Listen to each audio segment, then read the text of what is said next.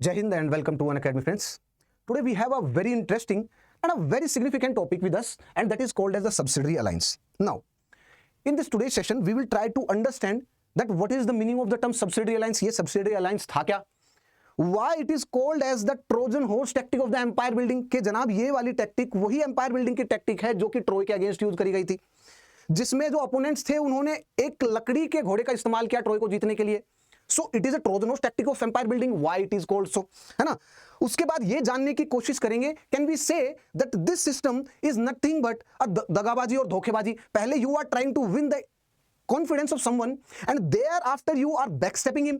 उसके बाद आप उनके पीठ में छुरा घोप रहे हैं. क्या ये सबसिडियरी अलायंस का मतलब यही है? वी कैन से इन देसी भाषा yes it is like this only, but हम इसको अच्छे से पढ़ने और समझने की कोशिश करेंगे. उसके बाद नाउ हम ये जानने की कोशिश करेंगे that how it was operated. देखिए, सब ये जानते हैं, इतनी तो दिमाग और समझ सब में होती है कि अगर कोई ओपोनेंट डायरेक्टली किसी को ब्राउबीट करने की कोशिश करेगा सेकंड ओपोनेंट को और उसकी टेरिटरी को कब्जाने और हथियाने की कोशिश करेगा, then there will definitely be repercussion from the other side. वो डेफिनेटली उसको अपोज करेगा. But the smart one is the one who never let his opponent know कि वो क्या टैक्टिक यूज कर रहे हैं. एंड सो सब्सिडियरी अलायंस आपको दिख रहा है आज के दिन डायरेक्ट, बट उस टाइम पे जितने भी नेटिव स्टेट थे they were forced, they were compelled to sign this subsidiary alliance system. And we will be seeing that how and why and when. ये सब आप चीजें, ये सारी चीजें आपको पता चलेगी, तब आपको पता चलेगा that how it was operated. Actually it was operated through the process and through different stages. ये सब आपको पता चलेगा. उसके साथ साथ आपको ये पता चलेगा that what are the provisions of this. उसके प्रोविजंस क्या थे, उसकी मेन चीजें क्या थी. क्या नेटिव स्टेट्स को कंपेल किया गया था कि यस आपको इतना रेवेन्यू हमें प्रोवाइड करना है हमारी फोर्सेस को आपकी टेरिटरी में स्टेशन करने के लिए, आपके ऊपर कब्जा करने के लिए, आपके ऊपर रूल करने के लिए आपको ही हमें पैसे देने पड़ेंगे हमारी आर्मी को आपके राज्य में रखने के लिए. सो कितना सिग्निफिकेंट प्रोविजन था ये. नेटिव स्टेट ने साइन करते टाइम क्या उनके हाथ नहीं कांप रहे थे? क्या उनको पता नहीं था? क्या पता थे, but they were forced to do this thing. But how and when, इन सबको जानने की कोशिश करेंगे जब हम प्रोविजंस को पढ़ेंगे. उसके बाद आपको यह पता चलेगा कि that what was the significance of this for the East India company. East India Company के लिए ये वाला जो अलायंस सिस्टम था ये बड़ा सिग्निफिकेंट था. इसी सिस्टम के थ्रू उन्होंने जो अवध उसको क्या बोलते हैं हैदराबाद थे उनके साथ सब्सिडियरी अलायंस सिस्टम साइन करके हैदराबाद को हड़प गए कंप्लीट. उसके बाद अदर स्टेट्स के साथ साइन किया, बाद में मराठाओं के साथ भी साइन किया, मैसूर के साथ भी साइन किया, और सब जितने भी जो दक्कन में जो स्टेट थे पहले इनको सब्सिडियरी अलायंस के थ्रू उन्होंने हथिया लिया था. सो इन सबको जानने की कोशिश करेंगे that how and why and what was the significance of this system for the East India company.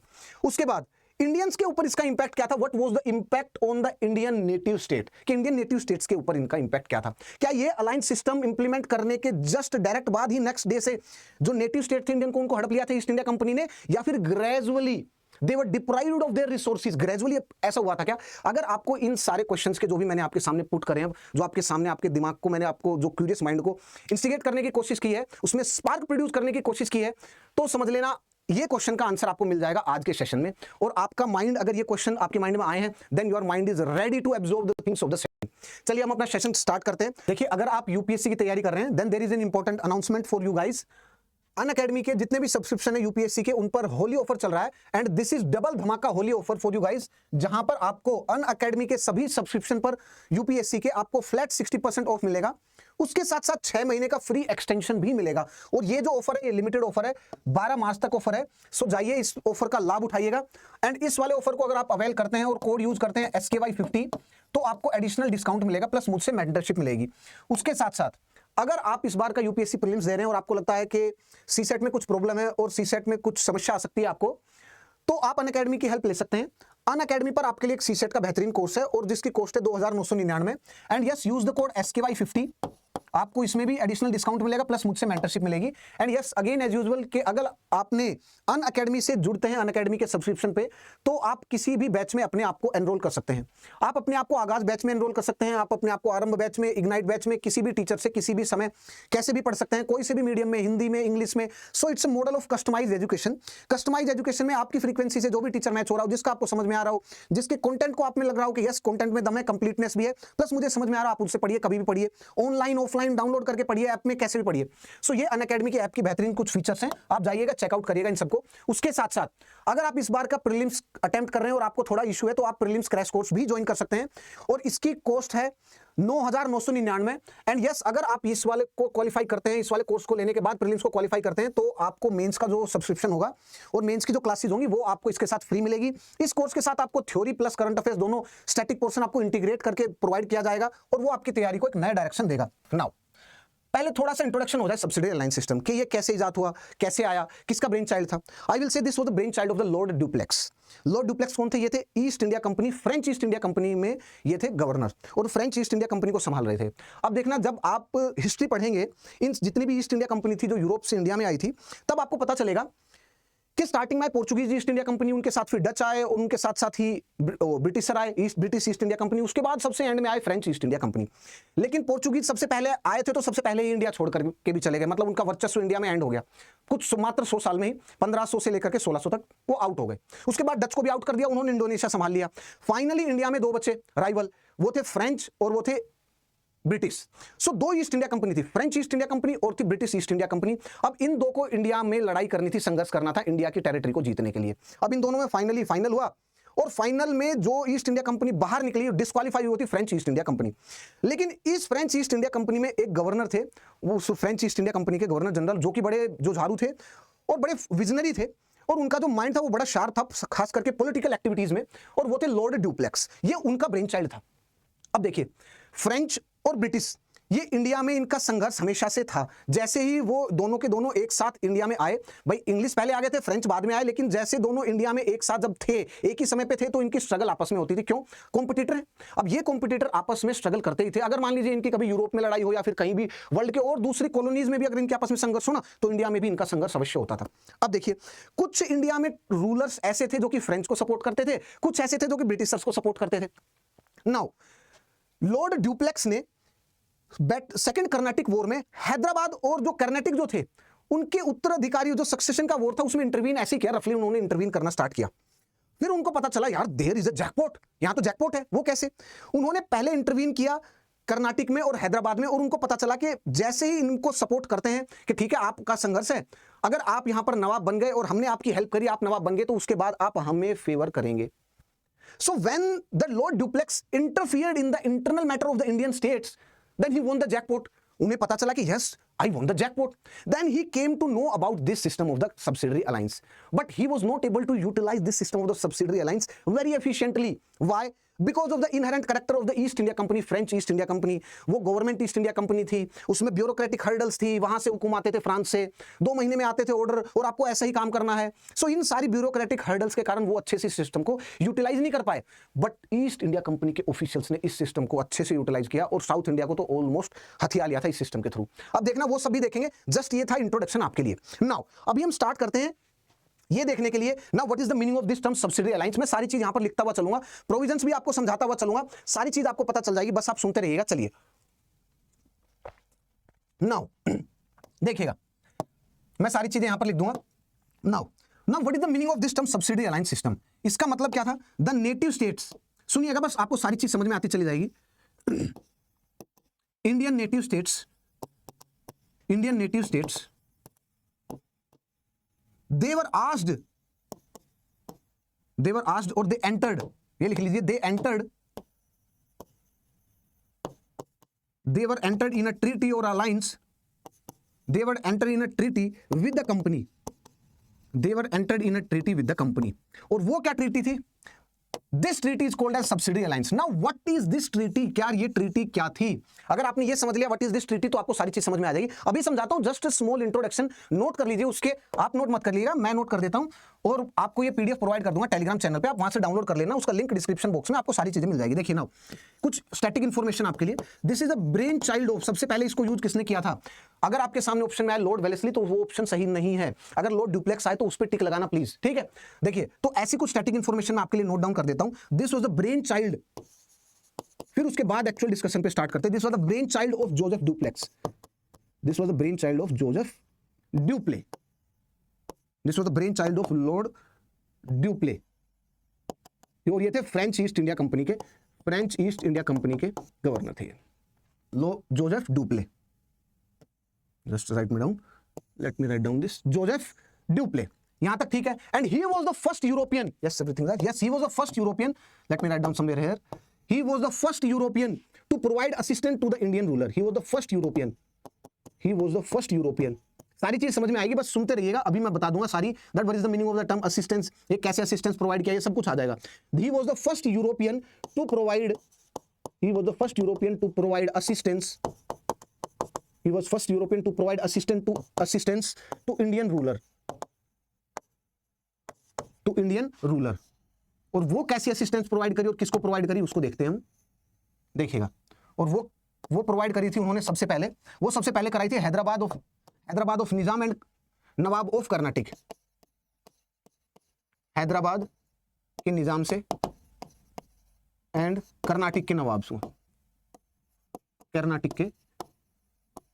Karnataka के नवाब को. अब सुनिएगा, today you will be understanding कि अगर आपको हेल्प मिल जाए किसी भी क्रिटिकल मैटर में और वहां पर आपको खुद स्टैंड अलोन सर्वाइव करना है तो किसी की हेल्प लेनी नहीं चाहिए, because the one who will be giving you the help will take the benefit out of you. वो डेफिनेटली आपसे बेनिफिट लेगा वो, और ये चीज आपको यहां पर पता चलेगी. देखिए, and now after this resulted into the second Carnatic war. मैं समझाऊंगा, सुनते रहिए बस. अभी this resulted into second Carnatic war. This resulted into second Carnatic war. Now यहां तक आपको फर्स्ट क्वेश्चन समझ में आ गया.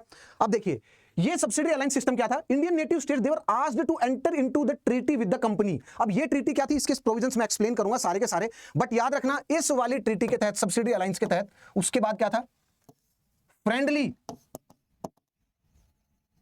Friendly rulers were put on throne. Friendly rulers were actually put on the throne. अब सुनिएगा, देखिए, now evolution of the system. अब मैं आपको पढ़ाता हूं एवोल्यूशन ऑफ द सिस्टम, उसमें आपको सारी चीज समझ में आएगी that what is the meaning of this term. Now the evolution of this system. अब नोट करिएगा, evolution of this system, evolution of this system. Now अब देखिएगा, now how this system evolved in India. जब आप book पढ़ेंगे Alfred level की rise and the expansion of the British rule in India, the rise and the expansion of the British rule in India, Alfred level की, तो उन्होंने अपनी book में लिखा है इस सब्सिडी अलायंस सिस्टम के बारे में. और ये थे इंग्लिश स्कॉलर थे. उन्होंने कैसे लिखा इस सब्सिडी अलायंस के सिस्टम के बारे में. उन्होंने कहा कि मान लीजिए दो इंडियन स्टेट्स की आपस में लड़ाई हो रही है और they are in a constant battle, they are engaged in a constant battle and they have extreme mistrust. उनके बीच में कोई भी वो है ही नहीं, उनके बीच में कोई ट्रस्ट नहीं है, बिल्कुल है ही नहीं. दोनों एक दूसरे को शक की निगाह से देखते हैं and they do not trust anything. अब देखिए, मान लीजिए एक साइड है हैदराबाद और एक साइड है मैसूर. इन दोनों में कांस्टेंट टसल सदियों से चलती हुई आ रही है. अंग्रेजों को यह बात पता है. And now there is some kind of succession war that is going on in these two states. और अब अंग्रेज और फ्रेंच क्या करेंगे कि इन दोनों के जो आपस में जो लड़ाई है उसके बीच में आएंगे. वो लेट अस सपोज कि भी मैसूर और हैदराबाद दोनों, इनमें दोनों में संघर्ष होने वाली है नेक्स्ट ईयर. सो ईस्ट इंडिया कंपनी, भले ही वो फ्रेंच ईस्ट इंडिया कंपनी हो या फिर ब्रिटिश ईस्ट इंडिया कंपनी, उनमें से कोई भी एक इनके मैटर के, इंटरनल मैटर के बीच में आएगा और किसी भी एक को सपोर्ट करने लग जाएगा रैंडमली. मान लीजिए हैदराबाद को सपोर्ट करने लग गए, तो हैदराबाद को सपोर्ट करने के बाद हैदराबाद जीत गया. अब हैदराबाद के जो रूलर थे उनको लगेगा यार वाह यार, ईस्ट इंडिया कंपनी तो हमारे दोस्त हैं, हमारे तो अच्छे खास मित्र हैं. वो ईस्ट इंडिया कंपनी को उन्होंने गिफ्ट भी दिए, कुछ रुपए भी दिए कि आपने क्रिटिकल सिचुएशन में हमारी मदद करी और हमें मैसूर को जीतने में आपने हमारी हेल्प करी, बहुत अच्छी बात है, ये रखिए कुछ रुपए, और भी आपको कुछ चाहिए, और भी कुछ चाहिए तो हमें बता दीजिएगा, ये रखिए. अब इनमें दोनों में फ्रेंडशिप हो गई है. क्यों? क्योंकि ईस्ट इंडिया कंपनी ने बिना पूछ के, जब उन्होंने मदद मांगी भी नहीं है, बीच में कूद करके उनसे मदद, and the Hyderabad state accepted that help. यहां पर गौर करना, हैदराबाद स्टेट ने वो हेल्प एक्सेप्ट कर ली है. अब मान लीजिए 2, 3, 4 साल, 5 साल बाद फिर से इन दोनों के बीच में लड़ाई झगड़ा हो, मैसूर और हैदराबाद के बीच में. दिस टाइम हैदराबाद ने जब ईस्ट इंडिया कंपनी की तरफ देखा कि जनाब इस बार भी हेल्प करिए, देन ईस्ट इंडिया कंपनी से ठीक है हेल्प कर देंगे, but you have to give, last time जितने रुपए दिए थे उससे आपको 2 से 3 गुना ज्यादा रुपए देने पड़ेंगे. लेकिन अब हैदराबाद को हैबिट पड़ गई थी, क्योंकि पिछले बार उन्होंने ईस्ट इंडिया कंपनी की हेल्प के बाद ही जीत पाए थे वो. देन दे आर एग्रीड कि ठीक है आप 2 गुना 3 गुना रुपए ले ली, लेकिन हेल्प कर दीजिए इस बार. उसके बाद फिर से अगर लड़ाई हो, तब इस बार उन्होंने कहा कि अब प्लीज सब्सिडी अलायंस ये ट्रीटी साइन करिए, और इस ट्रीटी के तहत ये होगा कि हम अपनी फोर्स भेजेंगे, आप हमारी फोर्स से आप मैसूर को या दूसरे स्टेट को जीत पाएंगे, कोई बात नहीं, जो भी आपको हॉस्टाइल नजरों से देख रहा है या फिर आपके स्टेट हड़पना चाह रहा है, आप उसको जीत तो जाएंगे, लेकिन ये सब्सिडी अलायंस ट्रीटी साइन करिए. हैदराबाद ने देखा यार ये क्या ट्रीटी है, तो उसमें प्रोविजंस पढ़ा क्या कि इस वॉर के बाद आपकी जो आधी जो टेरिटरी होगी या तो वो हमारी होगी, नहीं तो आप हमें इतने रुपए दीजिए कि हमारी आर्मी आपके हैदराबाद स्टेट में ही स्टेशन रहेगी। तो हैदराबाद ने पूछा जो हमारी आर्मी उसका क्या करेंगे, इतनी बड़ी आर्मी थोड़ी रखेंगे हम। उन्होंने कहा कि आपको अपनी आर्मी डिसबैंड करनी पड़ेगी। हैदराबाद ने कहा यार मेरी आर्मी मैं बिल्कुल डिसबैंड कर दूंगा तो मैं तो स्टेट बचूंगा ही नहीं ना। बताइए मेरे पास तो राज्य की सबसे बड़ी विशेष कैरेक्टरिस्टिक क्या है कि उसके पास पुलिस है, लॉ एंड ऑर्डर है, मिलिट्री है अपने आप को सेफ सर्वाइव करने के लिए। लेकिन आपने बोल दिया मिलिट्री साइड कर दीजिए और हमारी मिलिट्री स्टेशन रहेगी हैदराबाद में, वो आपकी हेल्प करेगी और हमारे रुपए हैदराबाद के रुपए होंगे उस आर्मी को पालने के लिए, और वो हुक्म किसका मानेगी, अंग्रेजों का। तो इसका मतलब तो ये हो गया कि आपने अपनी आर्मी हमारे स्टेट में रखी हमारे प्रोटेक्शन के लिए, जो कि आप बोल रहे हैं जबकि ऐसा है नहीं। राइट मंशा कुछ और है, इंटेंशन कुछ और है। आपने हमारे स्टेट में रखी हमारे पैसों से अपने लिए, तो इसका मतलब तो यही हुआ ना। और आप हमें डर दिखा रहे दूसरे का। This was the stages of the evolution. Stage 1 जबरदस्ती हेल्प करना, इंटरवीन मैटर में आना, भले ही सक्सेशन के मैटर में आना या लड़ाई के बीच में आना। उसके बाद उनको हैबिट लगाना, हैबिट लगने के बाद क्रिटिकल सिचुएशन को फाइंड आउट करना कि now he is in a dire need of the help, और उस टाइम पे उनसे सब्सिडी अलायंस साइन करवाना। That was a 4th stage. ये एल्फ्रेड लेयर ने, जो इंग्लिश स्कॉलर थे, उन्होंने अपनी बुक में इस चीज के बारे में लिखा, 4 स्टेज के बारे में। आई होप ये सिस्टम काम कैसे करता था। इसीलिए अब देखिए, इसीलिए इससे लर्निंग क्या मिलती है, इससे लर्निंग ये है कि we should take the help, we should take the help, but यार ऐसा नहीं कि we should depend on that help permanently, ऐसा नहीं होना चाहिए। ठीक है एक बार हेल्प ली कोई बात नहीं, लेकिन मेक श्योर कि दोबारा वो हेल्प अगर जरूरत हो, आवश्यक हो तो ही ले, लेकिन उस हेल्प के बाद अपने आप को सशक्त बनाने की कोशिश करनी चाहिए। सेल्फ एम्पावरमेंट पे ध्यान देना चाहिए। अगर नेटिव स्टेट ने ऐसा किया होता तो वो ऐसे इनके ट्रैप में नहीं फंसते। अब देखिए नाउ इंग्लिश स्कॉलर कौन थे, इंग्लिश स्कॉलर एल्फ्रेड लेयोल ने अपनी बुक में लिखा, एल्फ्रेड लेयोल, और उनकी बुक थी the rise and the expansion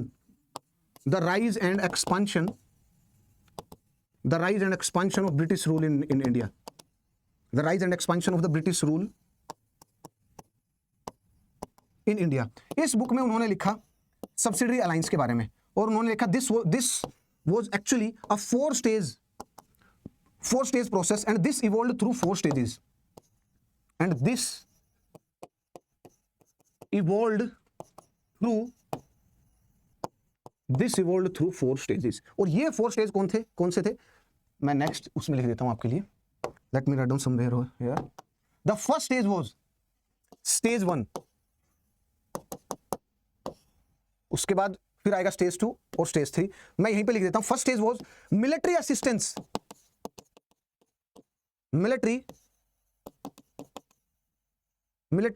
to a friendly, जो भी मैंने अभी आपको बताया वो सारा मैं अभी आपके लिए लिख देता हूं, नोट डाउन कर देता हूं, आपको समझ में भी आएगा अच्छे से। एक जगह चीजें नोट डाउन भी हो जाएंगी, आपके लिए बहुत हेल्पफुल होगा। देखिए military assistance to the friendly native state,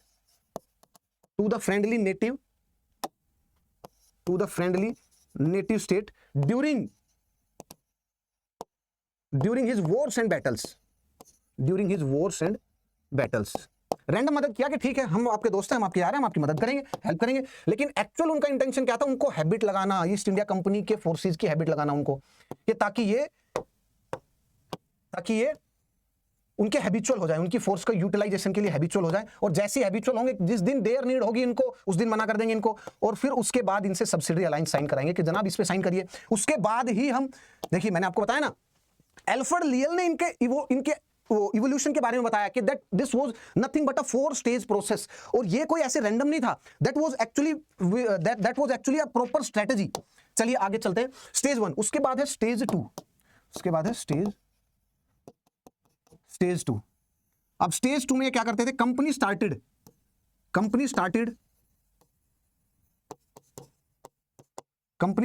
playing bigger role in the wars and battles. वो स्टेट पहले तो उसको एग्रेसिव बनाते थे, ठीक है पिछले बार भी आप जीत गए थे, अब भी जीत जाएंगे, हम आपके साथ है ना, भाई हैं हम आपके, कोई बात नहीं। और इंडियंस को तो ऐसे बोलते हैं हम आपके भाई हैं, तो वो तो पीछे है बिल्कुल, विदाउट इवन थिंकिंग के यार वो बाहर के हैं और लड़ाई तो हम अपने एक्चुअल भाई से कर रहे हैं, without even thinking. So company started playing a bigger role in the wars and the battle. पहले उनको थोड़ा सा बैटल एक जिता दिया, जिताने के बाद उनको एक्चुअल जो हैबिट लगाई उनके सपोर्ट की वो यहां से थी, एंड उन्होंने वो भी किया, उनको इंस्टिगेट भी किया लड़ाई करने के लिए कि हम आपके साथ हैं, हम आपके पीछे, क्यों आप डर रहे हैं, कुछ भी नहीं होगा। So company started playing a bigger role and in the wars and the battles wars and the battles of the friendly native state. Friendly native state, ये था सेकंड स्टेज में। उसके बाद जो थर्ड जो स्टेज थी उसको भी देखते हैं, native state.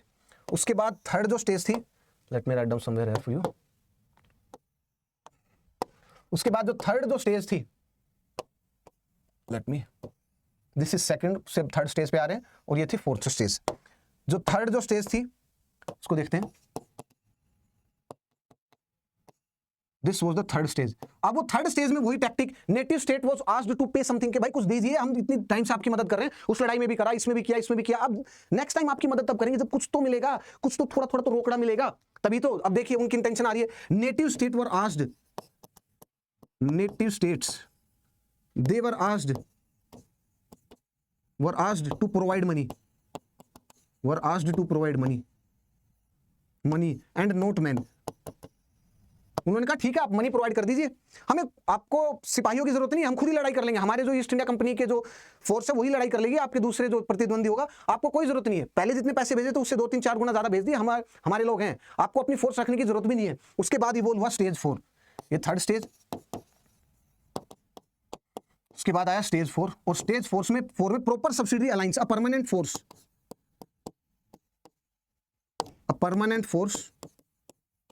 was to be stationed in the capital,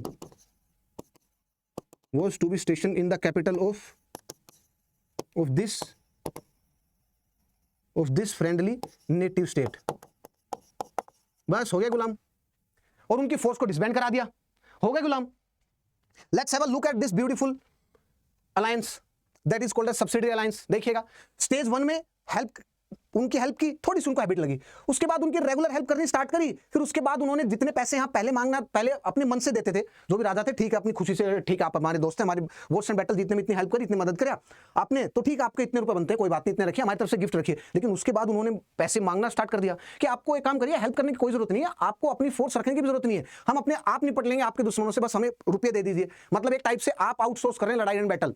अरे कोई भी स्टेट, कोई भी राज्य, कोई भी देश क्या दूसरी मिलिट्री को आउटसोर्स करेगा क्या अपनी लड़ाई? उसको अपनी लड़ाई खुद लड़नी पड़ेगी। सो नेटिव स्टेट उसके बाद फाइनली उनसे परमानेंट वो साइन करते थे एक एग्रीमेंट, और नेटिव स्टेट को बोला जाता था कि आप अपनी आर्मी को डिसबैंड करिए, हमारी आर्मी आपके स्टेट में रहेगी, और उसका खर्चा जितना भी भरण पोषण जो भी रहेगा वो आपको ही करना पड़ेगा, उसका सारा खर्चा आपको ही उठाना पड़ेगा। ये था फोर्थ स्टेज। फोर्थ स्टेज में why the state was compelled to sign this, state इसलिए मजबूर हो जाते थे इसको साइन करने के लिए, क्यों? क्योंकि स्टेट के पास कोई ऑप्शन ही नहीं बचता था। अब मान लीजिए दूसरे के साथ लड़ाई है और एक स्टेट को पता है कि यार मदद नहीं ली तो बिल्कुल ही हार जाएंगे, पूरा ही राज्य जाएगा, अगर अंग्रेजों की मदद ले ली तो हो सकता है कि आधा राज्य जाए, आधा बच जाए, या कोई बात नहीं आर्मी डिसबैंड हो गई, इनके अंडर रहेंगे, अंग्रेजों के अंडर रहेंगे, लेकिन हमारा राजपाट तो रहेगा। सो राजाओं को यह लालच था फोर्थ स्टेज में, डिस्पाइट द फैक्ट उनको पता था कि उनकी डिग्निटी, रेस्पेक्ट सब कुछ चली जाएगी, उनकी सोवरेनिटी, संप्रभुता सब कुछ गोन। इसलिए तो मुनरो ने कहा ना, उन्होंने कहा the native state they purchased everything that is significant for living a dignified life by purchasing the safety. Safety के बदले उन्होंने सब कुछ दाव पे रख दिया, तभी तो कहा उन्होंने, मुनरो ने। अब आगे की तरफ चलते हैं। नाउ प्रोविजंस ऑफ दिस, उससे पहले let me write down few more things about this now, इससे related the native state was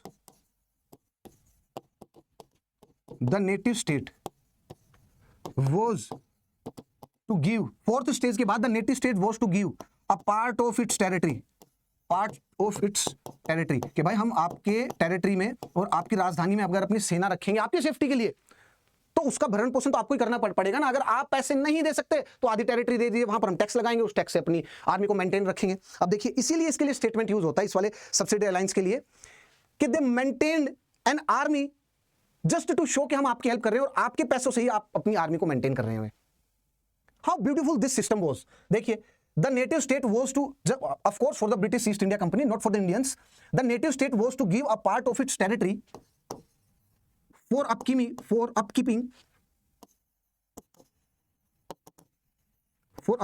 of subsidiary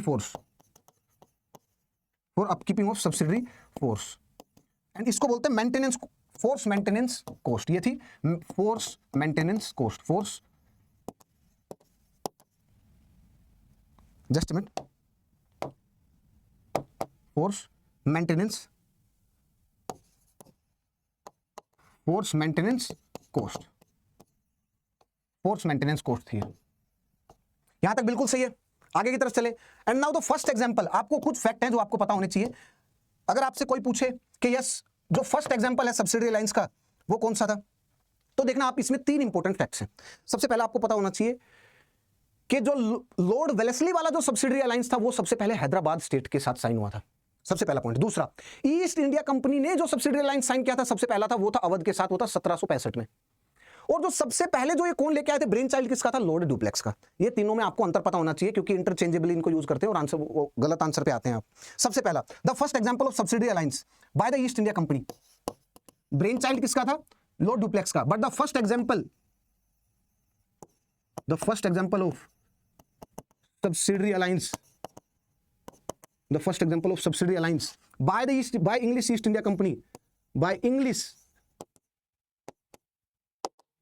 East India Company was Treaty of Allahabad with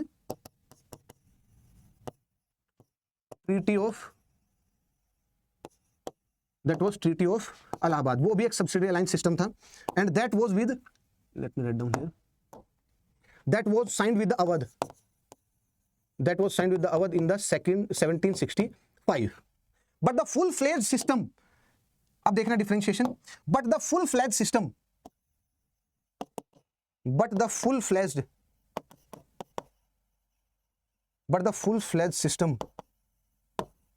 was developed by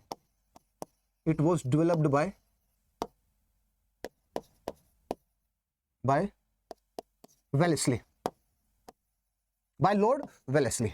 और Lord Wellesley का जो subsidiary alliance system था वो सबसे पहले किस state के साथ साइन हुआ था, वो साइन हुआ था हैदराबाद के साथ। वेलेस्ली का सब्सिडरी अलायंस हैदराबाद के साथ साइन हुआ था। Hyderabad was first to sign this. यहां तक ठीक है, बिल्कुल आगे की तरफ चलिए आगे चलते हैं। Now what are the provisions of this, इसके प्रोविजंस क्या थे उनको देखते हैं। नाउ चलिए समझने की कोशिश करते हैं इसके provisions of subsidiary alliance system, SAS system. सबसे पहला इसका प्रोविजन क्या है, वही एक permanent force to be stationed, a permanent force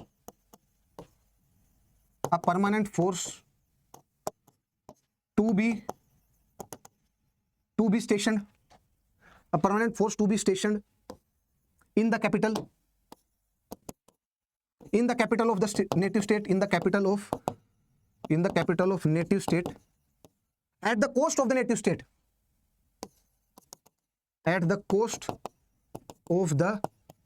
only, and at the cost of the state only। अगर आप उसका पैसा नहीं दे पा रहे हैं तब आपको क्या करना पड़ेगा, चलिए इसी कलर से लिख देता हूं। अगर आप पैसा नहीं दे पा रहे हैं then was to cede a part of the territory, वो ceded part of its territory to the company। और वो रफली आप हाफ लगा लीजिए, हाफ टेरिटरी।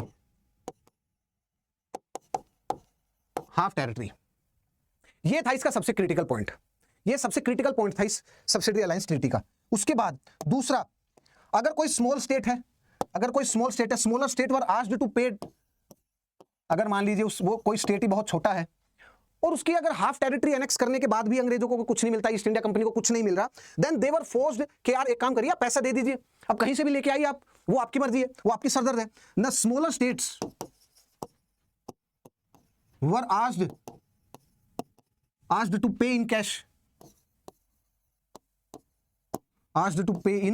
cash, और ये रफली था 1/3 of the states budget, 1/3 of the states revenue लगा लीजिए और स्टेट्स बजट लगा लीजिए, 1/3 ऑफ द स्टेट्स रेवेन्यू, कि आपको अपने 1/3 देना पड़ेगा जो भी आपका रेवेन्यू आएगा। सोचिए 1/3 ऑफ द मिलिट्री एक्सपेंडिचर, ये बहुत ज्यादा है। बोलते पाकिस्तान की कंडीशन इसलिए खराब है because it spends nearly 20 to 25% of its budget on the military. उसके बाद बचता ही नहीं है कुछ एजुकेशन सेक्टर के लिए, हेल्थ सेक्टर के लिए, रिसर्च डेवलपमेंट के लिए कुछ बचता ही नहीं है। तो इसीलिए कंट्री की जो प्रोग्रेस है, जो सरकारी सेक्टर को, जो पब्लिक सेक्टर को इन्वेस्ट करना चाहिए सोशल वेलफेयर सेक्टर में, वो हो ही नहीं रहा है। तो उस टाइम पे अगर 1/3 डिमांड कर रहे हैं किसी भी नेटिव स्टेट के बजट की, तो बचा क्या उस स्टेट पे, कुछ भी नहीं बचा। अब सोशल सेक्टर पे, इरिगेशन फैसिलिटी पे, एग्रीकल्चर पे, हेल्थ पे, एजुकेशन पे, इसमें स्पेंड करने के लिए कुछ बचा ही नहीं। इसलिए नेटिव स्टेट्स की बाद में हालत भी बहुत खराब हो गई थी। इस सब्सिडी अलायंस सिस्टम के बाद खत्म हो गए थे। Native states were to disband their army, इसका मतलब आप समझ रहे हैं, आर्मी को डिसबैंड करने का मतलब बस आप पुलिस रख सकते हैं, you can only maintain the police force. अगर आपको नेटिव स्टेट्स ने कहा कि यार जनाब यहां पर अगर आंतरिक मैटर कोई रहा, मान लीजिए हैदराबाद है, हैदराबाद में अगर कोई मान लीजिए चोरी का इंसिडेंस हुआ, कोई क्रिमिनल एक्ट हुआ, तो उसके लिए कुछ तो फोर्स होनी चाहिए ना। तो अंग्रेजों का कोई बात नहीं, पुलिस फोर्स रखिए ना, आर्मी रखने की क्या जरूरत है, आर्मी हमारी रही ना हैदराबाद में। अगर आपको कोई बाहर से लड़ाई कर रहे हैं तो कोई बात नहीं, आर्मी हमारी रखिए, हमने इसलिए तो हैदराबाद में रखी ना आर्मी। फिर नेटिव स्टेट को दिखाएगा कि यस अगर आपको लॉ एंड ऑर्डर मेंटेन रखना है तो पुलिस रखिए ना, खाली एक बंदूक वाली रखिए, तोप वाली तो आर्मी रहेगी, वो हमारे पास है। तो इससे आपको क्या पता चला, दैट जो सोवरेनिटी ऑफ द हैदराबाद थी वो किसके हाथ में है, वो अंग्रेज और ईस्ट इंडिया कंपनी के हाथ में, हैदराबाद की सोवरेनिटी। इसका मतलब ये हो गया, the native state were to disband the army and only small force was, only small police force can be maintained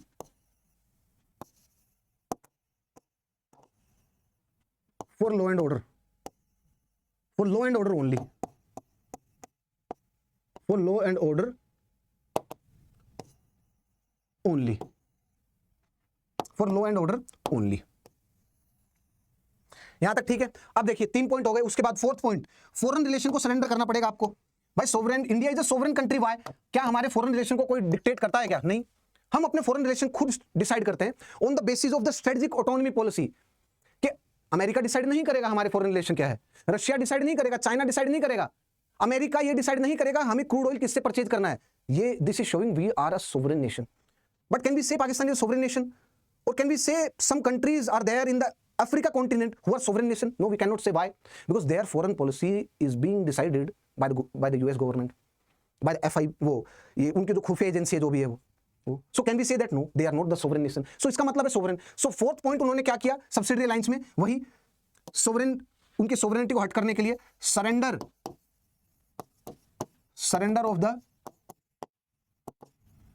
of the foreign affairs, ये पॉइंट हो गया। उसके बाद to whom, to the control of the East India Company. उसके अलावा next point, English residence.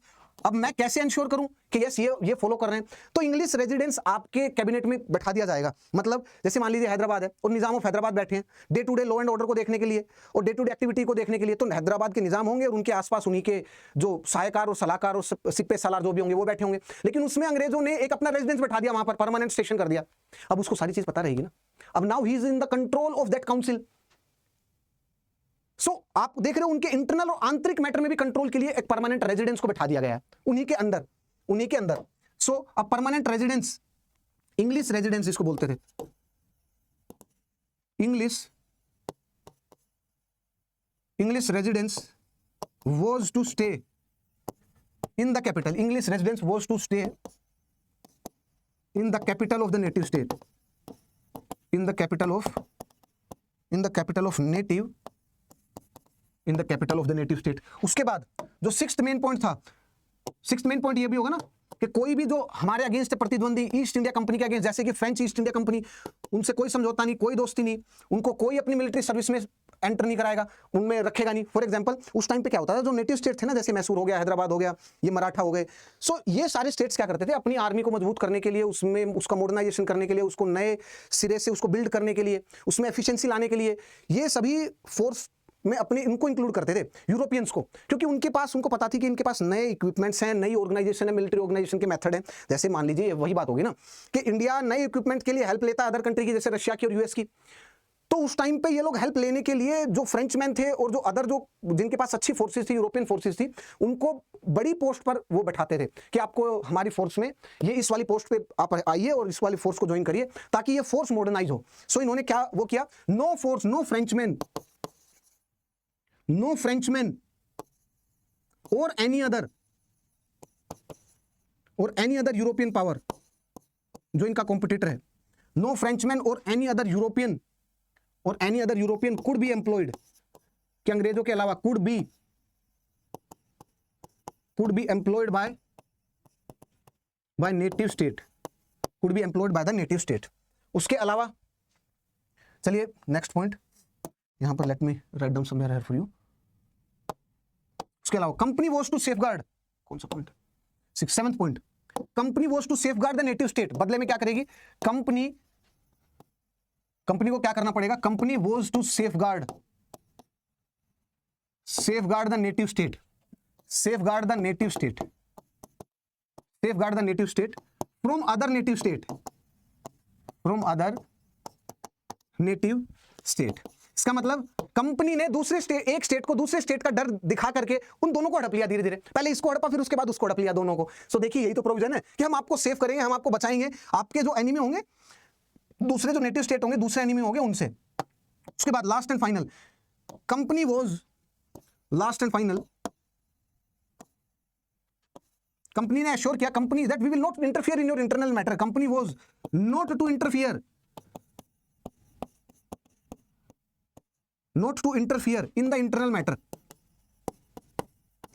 not to interfere in the internal matter of the native state, in the internal matters of native state। अरे internal matter कुछ बचा ही क्या है, बताइए क्या बचा इंटरनल मैटर, आपने सब कुछ तो ले लिया, कुछ इंटरनल मैटर में बचा क्या है अब, एजुकेशन को प्रमोट करना, एग्रीकल्चर सेक्टर को आगे की तरफ लेके जाना, मतलब रेस्पॉन्सिबिलिटी वाले सारे इंटरनल मैटर मेरे पास है। पैसे तो आप सारे खा गए, अब कोई भी काम रेस्पॉन्सिबिलिटी वाला मेरे को करना है, उसके लिए पैसे चाहिए, उसके लिए बजट चाहिए, वो तो कुछ है ही नहीं, जेब में रोकड़ा ही नहीं, बताइए मैं कैसे करूं। सो 8th पॉइंट आप देख रहे हैं अंग्रेजों ने क्या किया कि कुछ ये लास्ट के 2 पॉइंट देखिए, company was not to interfere in the internal matter of the native state, तो इंटरनल मैटर नेटिव स्टेट का बचा ही क्या है, कुछ बचा ही नहीं है। सोवरेनिटी वाले जितने भी मैटर है, संप्रभुता वाले, वो तो सारे आपके पास है। इसीलिए ही तो उन्होंने कहा था ना that they surrender everything and they purchase safety, उन्होंने सब कुछ गिरवी रख दिया और सेफ्टी खरीद ली। अब वो सेफ्टी का करेंगे क्या, सेफ्टी और सिक्योरिटी आदमी को तभी चाहिए ना जब उसके पास धन दौलत, इन सबको सेव करने के लिए धन दौलत होनी चाहिए, वो भी खत्म, प्लस उसके साथ अगर किसी के पास धन दौलत है तो उसकी नीड आ जाती है रेस्पेक्ट की, डिग्निटी की, वो भी नहीं है, तो then they have sold everything and they have purchased the safety. केवल अपने डर को दूर करने के लिए उन्होंने सब कुछ बेच दिया। इसका मतलब ये है, then comes the significance of the subsidiary alliance. उसके बाद नेक्स्ट पॉइंट है significance, just a minute friends, do it this, significance of subsidiary, significance of the subsidiary alliance। और ये सिग्निफिकेंस किसके लिए था, ईस्ट इंडिया कंपनी के लिए, फॉर ईस्ट इंडिया कंपनी, ये भी लिख देता हूं। नाउ सबसे पहला सिग्निफिकेंस, अरे सबसे पहला तो यही हो गया ना, large force can be maintain, a large force can be maintained, a large force could be maintained, at the cost of the other,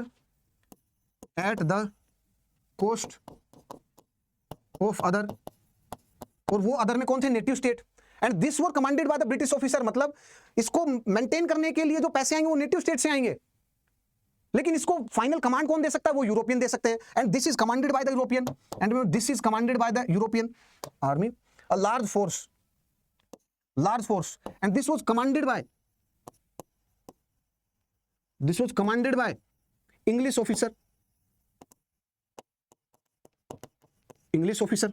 अब सोचिएगा, इंडियन आर्मी को पे करने वाली, इंडियन भारतीय सरकार है ना, भारतीय आर्मी को पे करने वाली, तो इंडियन आर्मी को जो कमांड मिलेगी वो कहां से मिलेगी, वो डिफेंस मिनिस्ट्री मतलब भारतीय सरकार से मिलेगी। Indian government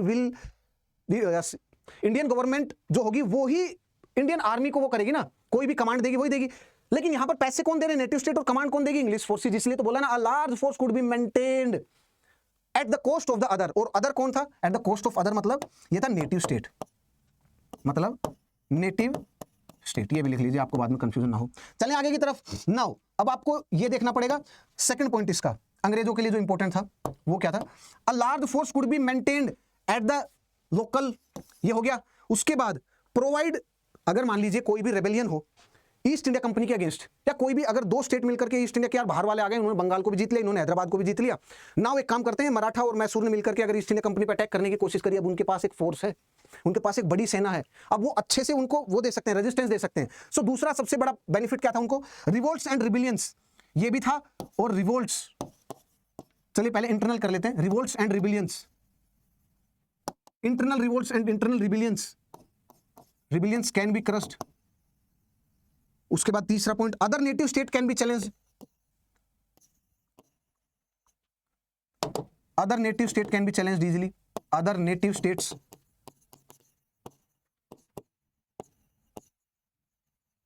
other native states can be challenged easily. उसके अलावा आपने पढ़ा ना कि no European can be employed in any services of the native state. तो क्या हो गया, जो फ्रेंच जो वो था थ्रेट, फ्रेंच थ्रेट वो भी एलिमिनेट हो गया। French threat could be eliminated easily. उसके अलावा इकोनॉमिक गेन बहुत ज्यादा थे, हर हफ्ते पैसे मांगने आ जाते थे। इकोनॉमिक गेन्स वर इमेंस। इकोनॉमिक गेन वर इमेंस। उसके अलावा कोई भी अनफ्रेंडली नेटिव स्टेट, यही है अदर नेटिव स्टेट, कोई भी अनफ्रेंडली जो नेटिव स्टेट है उसकी वो चैलेंज कर सकते हैं। उसके अलावा ब्रिटिश पैरामाउंसी को भी एस्टेब्लिश कर सकते हैं। Helpful in establishing the British paramountcy, helpful in establishing British paramountcy. जब ये 1798 के आसपास ये सब्सिडरी अलायंस लेके आए थे लॉर्ड वेलेस्ली। उसके बाद जब आप देखेंगे, जब हेस्टिंग आए थे 1813 में, तो वो कंसेप्ट लेके आए थे ब्रिटिश पैरामाउंसी। और उन्होंने इस कंसेप्ट से क्या प्रमोट करने की कोशिश करी, उन्होंने जितने भी इंडिया में अदर नेटिव स्टेट थे सबको दिखाया कि अब यहाँ पर कोई भी बड़ी वो जो पावर है, कोई भी बड़ा माई बाप कोई भी एस्टेब्लिश नहीं है, हम हैं केवल और केवल। तो इसका मतलब है British paramountcy, that native state could not do anything related to the foreign affairs. इसका मतलब ये हो गया, क्यों? क्योंकि नेटिव स्टेट के से भी जो पावरफुल और ताकतवर कौन है, वो है ब्रिटिशर्स, और वो है ईस्ट इंडिया कंपनी। उसके साथ they could not do beyond their boundaries, उनको उनकी बाउंड्रीज तक वो सीमित कर दिया गया केवल और केवल। भाई नेटिव स्टेट वहां पर कोई भी ऐसा था जो कि ईस्ट इंडिया कंपनी के सामने पावर में, पैसे में बराबरी में हो, नहीं। तो ईस्ट इंडिया कंपनी वो जो Paramount power in the India, इसका मतलब था British paramountcy. This establish the British paramountcy. जितने भी नेटिव स्टेट हैं वो सारे के सारे ब्रिटिश सर से नीचे हैं, पावर में, सत्ता में, सारी चीज में। This is called the British paramountcy. और ये ब्रिटिश पैरामाउंसी को प्रमोट करना, बिल्कुल डायरेक्टली ओपनली बताना, ये किसने स्टार्ट किया था? ये था वो लॉर्ड हेस्टिंग ने, और 1813 के बाद। अब नाउ इसका मतलब समझ में आ गया, company was the supreme power, British paramountcy. इसका मतलब ये आपको पता होनी चाहिए what is the meaning of the term British paramountcy. कभी ना कभी कंफ्यूज करने के लिए आपके पास आ सकता है। Now the impact on the Indians, now the last वो देखेंगे, impact on the Indians. Impact on the Indians,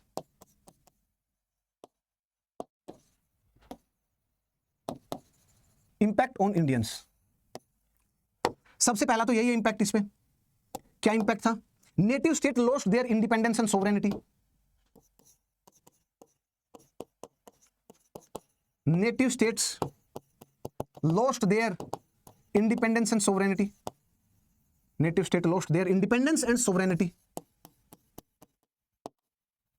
native state lost their independence and sovereignty. इसी के लिए तो मुनरो ने कहा ना, और मुनरो ने क्या कहा? That the native states purchased safety by sacrificing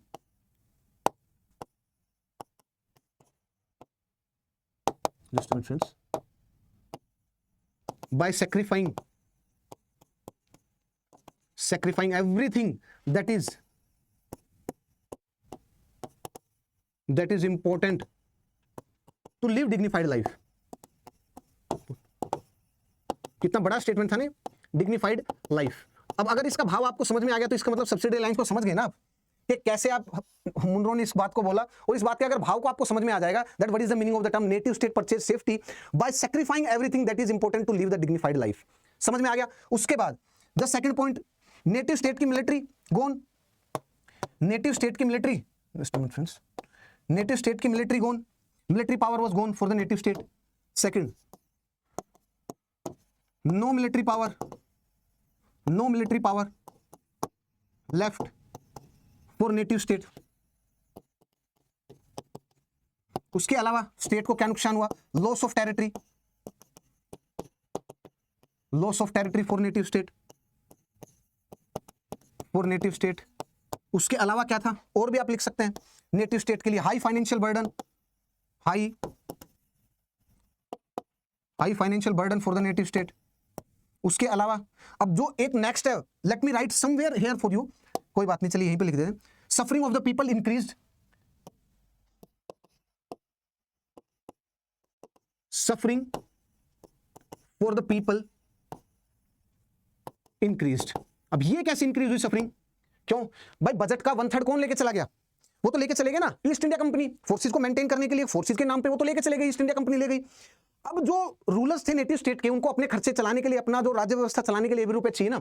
अब उनके पास रुपए है नहीं, वो क्या करेंगे? लोगों के पास एक्स्ट्रा टैक्स लगाएंगे। जब टैक्स बर्डन इंक्रीज होगा तो टैक्स बर्डन एक लिमिट तक ही इंक्रीज किया जा सकता है पब्लिक के ऊपर, अदरवाइज उसका प्रेशर पूरी अर्थव्यवस्था को झेलना पड़ता है आज के दिन भी।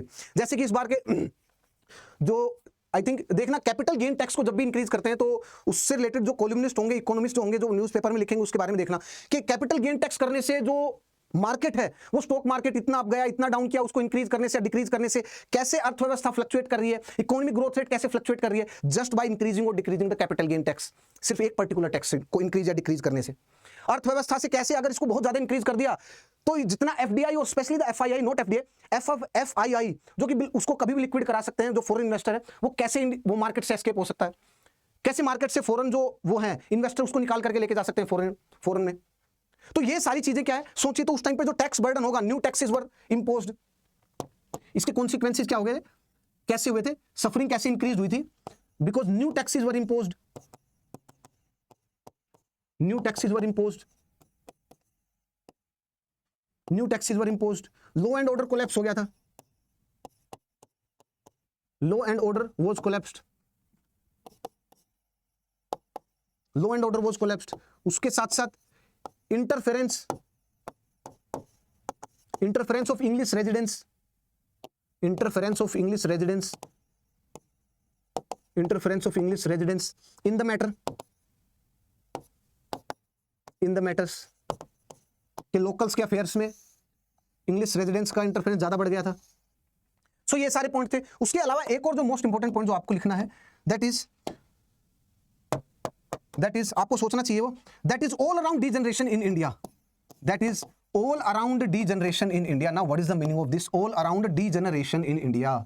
नाउ ये कैसे हो सकता है degeneration in India?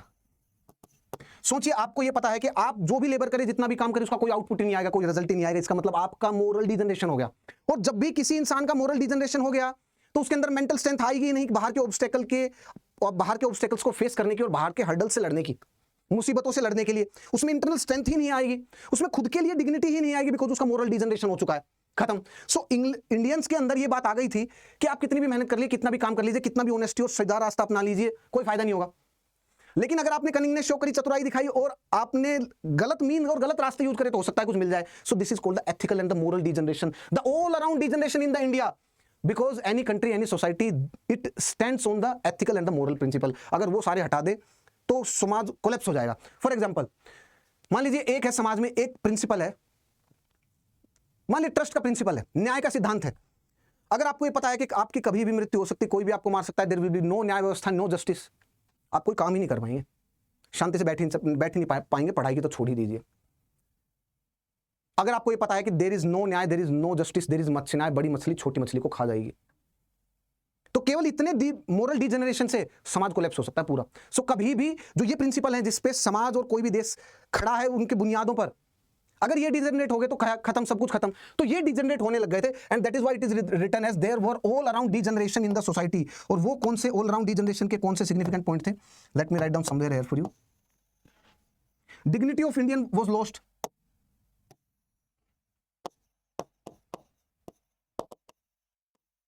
dignity of Indian was lost, dignity of Indians was lost। अब वो now no longer they are involved in, no longer they are involved in military service, and they feel every time, उनको feel कराया जाता था that you are incapable of securing yourself, आप अपनी safety खुद से कर ही नहीं सकते, और फॉरेनर आपको सिक्योर कर रहे हैं आपके ही लोगों से। सो इसको क्या बोलते हैं? They are living under the protection, they are living under the protection of English, they are living under the protection of English, and you do not have that physical and the mental strength even to safeguard yourself from each other, किसी दूसरे से नहीं, अपने आप से ही आप अपनी safety नहीं कर सकते। सो इसको बोलते हैं एथिकल एंड मोरल डीजनरेशन। और इकोनॉमिक डीजनरेशन तो था ही, इकोनॉमिक डीजनरेशन, इकोनॉमिक डीजनरेशन, ये सबसे पहला हो गया dignity was lost and no longer involved in the military service that led to, और उसके बाद इकोनॉमिक डिजनरेशन। बस अगर आपने इतना देख लिया तो इसका मतलब क्या हो गया, इसका मतलब आपको ये सारी चीजें समझ में आ गई है। इसका मतलब आपको सब्सिडरी अलायंस आपका कंप्लीट हो गया। सब्सिडरी अलायंस इतना ही था, आपको आप इसको अच्छे से पढ़ने की और समझने की कोशिश करना। अगर आपने इसको समझने की कोशिश करी तो ऑफ कोर्स आपको ये सेशन में आपको इंटरेस्ट आया होगा। लेकिन अगर आप फैक्ट ढूंढने की कोशिश कर रहे हैं कि पहले सब्सिडरी अलायंस कौन से स्टेट में लगा, बस इतने फैक्ट वो फैक्ट ढूंढने की कोशिश कर रहे हैं, तो आप इस वाले टॉपिक को केवल 5 मिनट में या 4 मिनट में खत्म करने की कोशिश करेंगे, जबकि ऐसा नहीं है। सोचिए आप, इतना बड़ा टॉपिक है सब्सिडरी अलायंस, अगर इससे रिलेटेड मेंस में क्वेश्चन आया, प्रीलिम्स में कोई भी क्वेश्चन आया, तो क्या इतना आसान देगा क्या कि जो सबको पता हो? कोई भी अगर स्टेट पीसीएस की भी तैयारी करे, स्टेट पीसीएस वालों को तो इतना ही पता होना चाहिए, पूरा कंप्लीट, तभी होगा भलाई। ये मत समझना कि उसमें भी फैक्ट आता है, भाई फैक्ट आते हैं लेकिन वो कंसेप्ट से लिंक होकर के आते हैं वो, और इतने फैक्ट का आंसर वही दे पाता है जिसको कंसेप्ट भी बहुत ज्यादा पता हो, क्योंकि फिर इतने ज्यादा फैक्ट याद करने की कोशिश नहीं करनी पड़ती और वो वैसे भी याद नहीं होते फैक्ट। कंसेप्ट पता है तो फैक्ट याद होते चले जाएंगे आपको, और तभी जाकर के स्टेट पीसीएस के प्रीलिम्स भी निकलते हैं, अदरवाइज निकलते नहीं है। लेकिन आप एसएससी की तरह इसको याद करने की कोशिश करेंगे सिविल सर्विस के लिए, तो then you are bound to fail. I am sorry to say that, but this is a harsh reality. Please ऐसे करने की कोशिश करिएगा इसको। My main aim is just to showcase कि यार आपको ऐसे जो अपने दिमाग को खोलना है, मेंस के पर्सपेक्टिव से पढ़ना है आपको, तब जाकर के आपके प्रीलिम्स के पर्सपेक्टिव से भी चीजें क्लियर होती चली जाएगी। Don't study just for the sake of finding out the facts, ठीक है? फैक्ट भी याद हो जाएंगे सारी चीजें, बस कंसेप्चुअल अंडरस्टैंडिंग से पढ़ना, सारी चीजें हो जाएगी, ठीक है? चलिए नेक्स्ट सेशन में मिलते हैं फ्रेंड्स। जय हिंद।